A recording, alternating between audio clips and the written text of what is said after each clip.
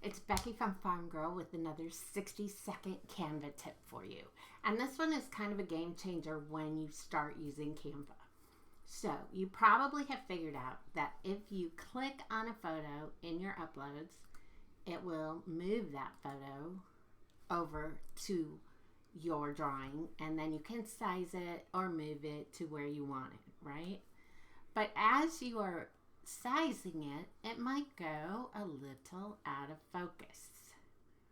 So the easier way to do that, or the way to have Canva keep it in focus, is to click and drag it across.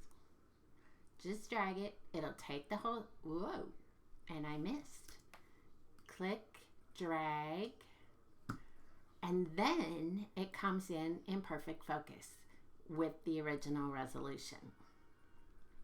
You can also then click on this, double click on this, and you can move it to the right or left, so that, because this was a horizontal photo and I'm putting it on a square photo, so it lets me move around.